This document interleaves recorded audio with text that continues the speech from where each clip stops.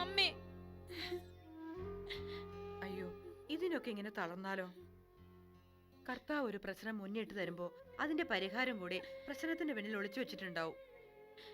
അത് കണ്ടുപിടിച്ച് ഒക്കെ നേരെയാക്കണ കാര്യം മമ്മി ഏറ്റു.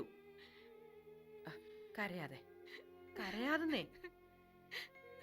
ദേ കൊച്ചെ, ഇങ്ങനെ തൊട്ടാവാടിയായിട്ട് ജീവിക്കാനാ ഭാവമെങ്കിൽ ആശിച്ചതൊന്നും നിനക്ക് കിട്ടാൻ പോണില്ല. അല്ലേ, ഈ പരുവാണെങ്കിൽ എങ്ങനെയാടി മോളെ നിനക്ക് സുഖവും സന്തോഷമൊക്കെ കിട്ടുന്നേ? ഞാൻ പറയുന്നത് നീ കേക്ക്. ഇതൊന്നും ആരും താഴത്ത് വെച്ച് മുമ്പിൽ കൊണ്ട് തരത്തില്ല. കിട്ടേണ്ടത് നമ്മൾ പിടിച്ചു വാങ്ങണം. പണം ഉണ്ടാക്കാൻ നമ്മൾ അധ്വാനിക്കണ്ടയോ? അതുപോലെ തന്നെ അധ്വാനിക്കണം സുഖവും സന്തോഷവും കിട്ടാൻ. ഇങ്ങനെ കരഞ്ഞു കാട്ടിയ അലിയുന്ന മനസ്സൊന്നും അല്ല ഇപ്പോഴത്തെ ചെറുപ്പക്കാരുടേത്. പെണ്ണിന്റെ കരച്ചിലിനൊന്നും ഇപ്പൊ ഒരു വിലയില്ലാതായിരിക്കുക.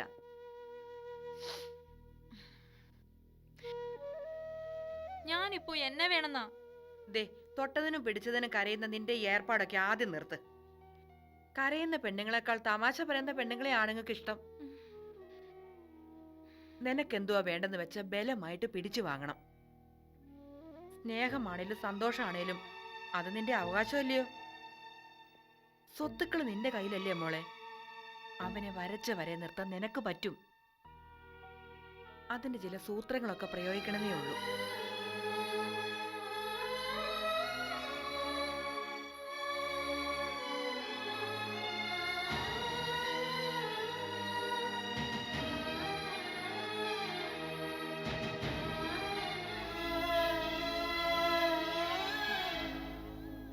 ഇല്ല മമ്മി, എന്റെ കുഞ്ഞിനെ എനിക്ക് വേണം. മോളെ, നിന്റെ നല്ല ഭാവിക്ക് വേണ്ടി അങ്കിൾ പറയുന്നേ. അവൻ്റെ കൂടെ ജീവിച്ച സങ്കടമല്ലാതെ ഒന്നും നിനക്ക് കിട്ടാൻ പോകുന്നില്ല. ഈ അവസ്ഥയൊക്കെ മാറി വരുമ്പോൾ നിന്നെ സ്നേഹിക്കുന്ന നല്ലൊരു ചെറുപ്പക്കാരനെ നിനക്ക് കിട്ടും. വേണ്ട അങ്കിൾ, നിതിൻ എന്നെ കല്യാണം കഴിച്ചാലും ഇല്ലെങ്കിലും എനിക്ക് വേണം എന്റെ കുഞ്ഞിനെ. അതിനെ ഇല്ലാതാക്കാൻ ഞാൻ സമ്മതിക്കില്ല. എന്റെ ഈശ്വര, എന്താ ഇനി ഞാൻ ചെയ്യാ?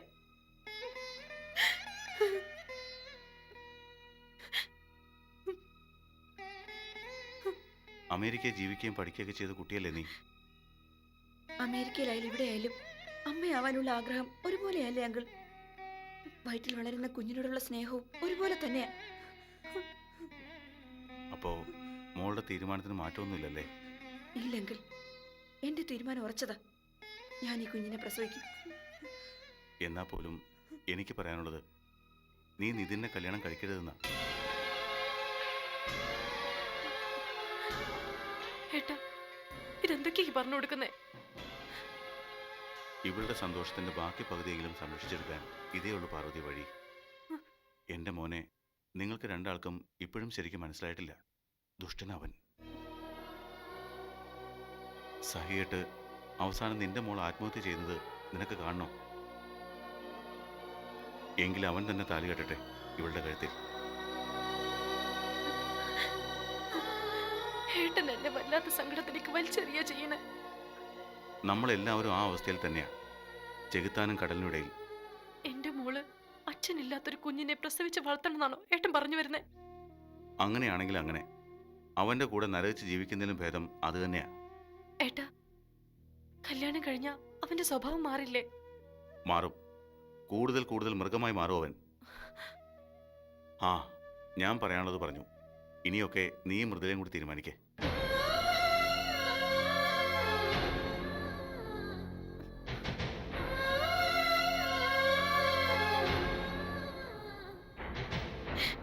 മോളെ,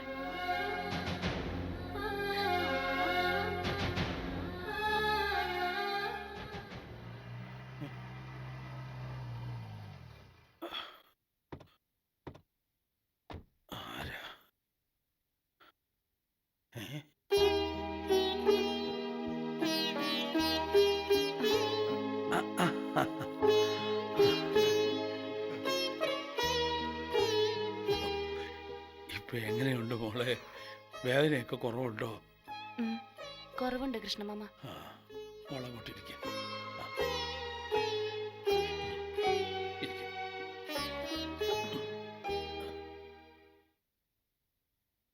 നമ്മുടെയൊക്കെ ആയസിൻ്റെ പുസ്തകത്തിൽ എഴുതി വെച്ചത് അക്ഷരം പ്രതി അനുസരിച്ചേ പറ്റൂ. വീടിനകത്ത് തന്നെ ശത്രു ഉണ്ടാവണമെന്നുള്ളത് നിന്റെ തലവരെയായിരിക്കും. കൃഷ്ണമാമ, എനിക്കതിന് ശത്രുക്കളൊന്നും. വേണ്ട, കാര്യങ്ങളൊക്കെ ഇവിടെ എല്ലാവർക്കും അറിയാം, നിന്നേക്കാൾ നന്നായിട്ട്. മൃദുലമുള്ള ഡേ കയറി നിന്നില്ലായിരുന്നെങ്കിൽ അവനിപ്പോൾ റിമാൻഡിൽ ജയിലിൽ കിടന്നേനെ. നിധിനെ രക്ഷിക്കാൻ വേണ്ടി കാല് തന്നെ വീണതാണെന്ന് നീ കള്ളം പറഞ്ഞതായിട്ട് സെലീന പറഞ്ഞു. ആ വാടക കൊലയാളുടെ മൊഴി ഇപ്പോഴും SP ആഫീസിലുണ്ട്. ഇത്രയും വലിയ പാതകം കുടുംബത്തിനകത്ത് ചെയ്തവന് തക്ക ശിക്ഷ കൊടുക്കണമെന്ന് ഇപ്പോഴും ഞാൻ പറയൂ. ബന്ധങ്ങൾ നോക്കാതെ അവൻ കൊല്ലാനിറങ്ങിയെങ്കിൽ ബന്ധങ്ങൾ നോക്കാതെ ശിക്ഷയെ വാങ്ങിച്ചു കൊടുക്കണം. കൃഷ്ണമാമ, അതിലും പ്രധാനമല്ലേ നമ്മുടെ മൃദുലമോളുടെ ജീവിതവും ഈ കുടുംബത്തിന്റെ നിലനിൽപ്പും? ഇങ്ങനെ കുടുംബം നിലനിന്നിട്ട് എന്താ മോളെ ഒരു വിശേഷം? തറവാട് നശിച്ചു പോണതല്ലേ ഇതിലും നല്ലത്. അങ്ങനെയൊന്നും ചിന്തിക്കേണ്ട കൃഷ്ണമാമ. ഈ കലക്കമൊക്കെ തെളിഞ്ഞു വരും. ദൈവം നമുക്ക് സന്തോഷം തരും. ഇപ്പോ ദൈവത്തിനും ബോറടിച്ച് തുടങ്ങിയിട്ടുണ്ടാവും നമ്മുടെയൊക്കെ വേദന കണ്ടിട്ട്. എന്ന് തുടങ്ങിയതാ, മടുക്കത്തില്ലേ ദൈവത്തിനായാലും? 2 ആഴ്ച നല്ല വിശ്രമം വേണമെന്നാ ഡോക്ടർ പറഞ്ഞ്. തല അധികം ഇളക്കരുതെന്നും പറഞ്ഞിട്ടുണ്ട്. ആ, മോളെ ഒന്ന് വിശ്രമിക്കേ.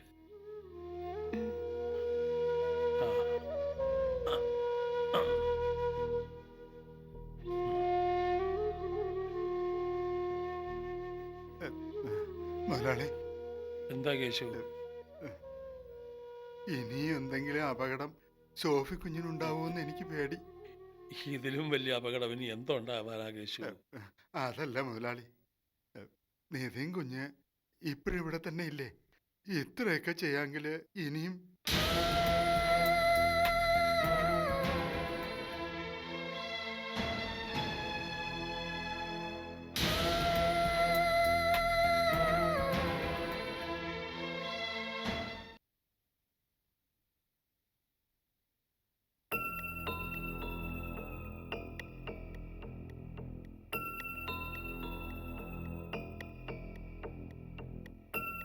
ടീന മരിച്ചുപോയല്ലയോ? ആ, മരിച്ചുപോയി. അതിനാന്നോ റിച്ച് വന്ന് ബഹളം വച്ചത്? ടീന മരിച്ചത് ക്യാൻസർ വന്ന അയച്ചായ. അതിനെന്നാത്തിനാ റിച്ച് ഇവിടെ വന്ന് ബഹളം വെക്കുന്നേ? കൊച്ചിനെ വേണമെന്നും പറഞ്ഞ അവന്റെ ബഹളമൊക്കെ. കൊച്ചിനെയോ? ഏത് കൊച്ച്? സെലീനെ പെറ്റോ? എനിക്ക് ഇപ്പൊ കാണണ ആ കൊച്ചിനെ. അവിടെ നിക്കേ. സെലീനെ പെറ്റിട്ടൊന്നുമില്ല. റിച്ച് വന്ന് ചോദിച്ചത് അവന്റെ കൊച്ചിനെ തന്നെ. അതേത് കൊച്ചാ? ഓ, ഇച്ചായന് ഓർമ്മയില്ലേ ആ ടീനയുടെ കൊച്ച്? അതെങ്ങനെയാടി ഇവിടെ വന്നേ? ബോവൻ വീണ്ടും ആ ടീനെ കിട്ടിയോ? എങ്കിൽ കൊല്ലും ഞാൻ അവനെ. ആ ടീന മരിച്ചു പോയില്ലേ ഇച്ചായ? അത് നേരാന്നല്ലോ. അപ്പൊ പിന്നെ എങ്ങനെ ആ കൊച്ചിവിടെ വന്നേ? അതാ മേരിക്കുട്ടി എടുത്തോണ്ട് വന്ന അയച്ചായ. അവളോ? അവളെ ഇന്ന് ഞാൻ. എന്നതാ അമ്മച്ചി അവിടെ? ഒന്നുമില്ലടി, റേഡിയോ വെച്ചതാ, ഞാനതങ്ങ് ഓഫ് ചെയ്തു. തൂത്തു വരട്ടെ അമ്മച്ചി. ഇപ്പൊ വേണ്ടടി, ഞാൻ ധ്യാനം ഇരിക്കാൻ പോവുക. എന്റെ പാതി ജീവൻ പോയി. ഇങ്ങനെയാണെങ്കിൽ അധികം വൈകാതെ ഞാൻ ചാവും.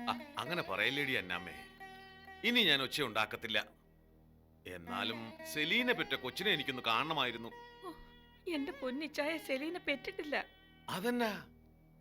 അതിപ്പോ കർത്താവിനല്ലേ അറിയത്തുള്ളൂ. ഓ, ഈ ചായം കുറച്ചു നേരം കിടന്നേ, ഞാൻ ബൈബിള് വായിക്കാം.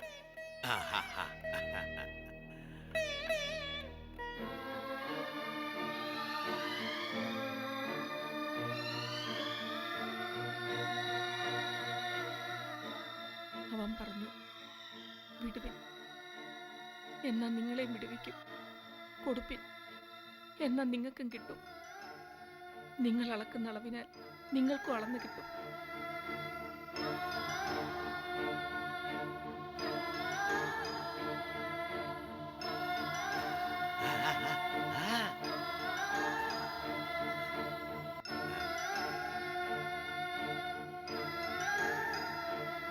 കർത്താവേ, എൻ്റെ ചായന് സ്വബോധം തിരിച്ചു കൊടുക്കണേ.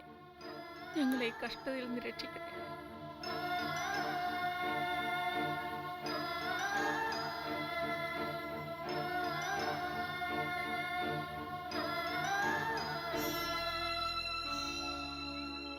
അച്ചായൻ വലിയ വീരവാദം പറഞ്ഞു പോയപ്പോഴേ ഞാൻ കരുതിയതാ ഇത് നടക്കാൻ പോകുന്നില്ലെന്ന്. ഛോ, ഇങ്ങനെ കണ്ണിച്ചോരയില്ലാതെ പറയാത്ത റിച്ചി. ചെത്തിയാൻ ബാബുവിനെ പോലീസ് പിടിക്കുമെന്നോ 2 ആഴ്ചത്തേക്ക് റിമാൻഡിൽ വെക്കുമെന്നോ ഇവിടെ ആരെങ്കിലും കരുതിയതാന്നോ? അവന്റെ കഷ്ടകാലത്തിന് സോഫിയെ കൊല്ലാൻ ആശുപത്രിയിലോട്ട് കയറി ചെന്നേ. പുലിമടയിൽ കയറി ചെന്ന് കുറുക്കൻ ഓളിയിട്ടതുപോലെ ആയി കാര്യങ്ങൾ. ആരാണാവോ ആ കൂലിക്കൊലയാളി ചെത്തിയാന് കാശും കൊടുത്ത് സോഫിയെ കൊല്ലാൻ പറഞ്ഞയച്ചത്? ആന കാര്യത്തിനിടയില ഒരു സോഫി ആരെങ്കിലും കൊന്നോട്ടെ, അതിന് അച്ചായനത്തിന് എത്ര വിഷമം? എന്റെ മോന്റെ കാര്യം എങ്ങനെയാ അത് പറ. അല്ല, അതിപ്പം വേണ്ട ചായ, വിട്ടേക്ക്. എന്റെ മോനെ ഞാൻ തന്നെ വീട്ടിലെത്തിച്ചോളാം. അയ്യോ, അബദ്ധമൊന്നും കാണിക്കല്ലേ. ഈ മാത്യൂസ് ഒരു കാര്യമേറ്റാ അത് ചീറ്റി പോവെന്ന് മനസ്സിലായി. അങ്ങനെ അങ്ങ് കൊച്ചാക്കല്ലേ റിച്ചി. ഒത്തിരി ഒത്തിരി കാര്യങ്ങൾ ചെയ്തു തന്നവനാ ഈ അച്ചായൻ, അത് മറക്കണ്ട. മറക്കാത്തോണ്ടാണല്ലോ പിന്നെയും പിന്നെ ഓരോ മണ്ടത്തരത്തിന് ഞാൻ വഴങ്ങുന്നേ. ആ കൂലിക്കൊലയാളി പോട്ടെന്ന്, നമുക്ക് അവനേക്കാൾ മിടുക്കൻ ഒരുത്തനെ കൊണ്ടുവരാം. ഓ, ഇനി അങ്ങനെ ഒരു അവതാരം വരാൻ പോകുന്നോ? അല്ല, അങ്ങനെ ഒരാളെ കണ്ടെത്തണം. ഞാൻ ഉദ്ദേശിച്ചത് ഇതങ്ങനെ വെറുതെ വിടാൻ പറ്റത്തില്ലെന്നാ. വേണ്ട ചായ, ഇനി ഞാൻ തന്നെ ഒരുങ്ങിയിറങ്ങാൻ പോവാ. എനിക്കെന്റെ മോനെ വേണം, എങ്ങനെയും വേണം. എനിക്കതിന് ഒരു കൂലിക്കൊലയാളിയുടെ ആവശ്യമില്ല. ഞാൻ തന്നെ അത് ചെയ്യും.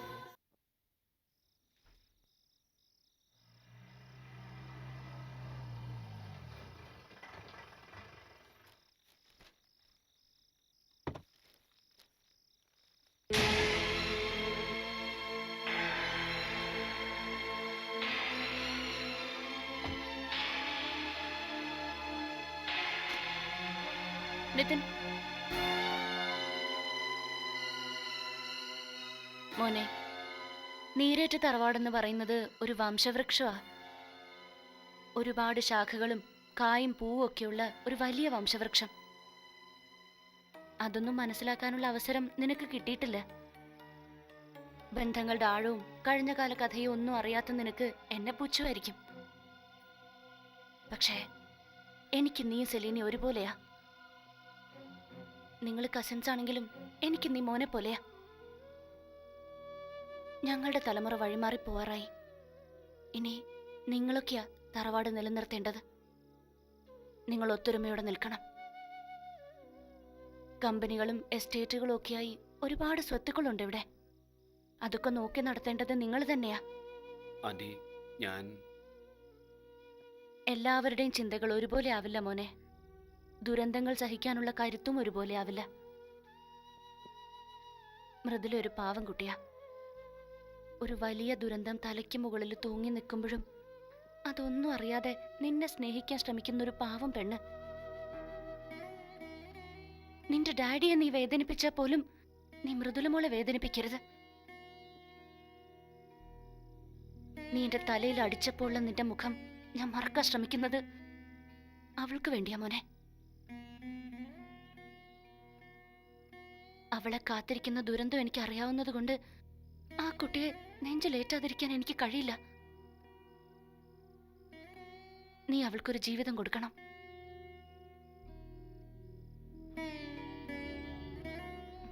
നിനക്കറിയോ എന്റെ ഭർത്താവ് നിന്റെ ചെറിയച്ഛനെ ആരാ കൊന്നെന്ന്? ബിസിനസിന്റെ പേരിലുണ്ടായ പകമൂലം ആ ഫിലിപ്പോസാ എന്റെ അനന്തേട്ടനെ ചതിച്ചു കൊന്നത്. എന്നിട്ട് ആ ഫിലിപ്പോസിന്റെ മകൻ ബോബന്റെ ഭാര്യയായിട്ടാ എന്റെ മോള് സെലീന കഴിയുന്നത്.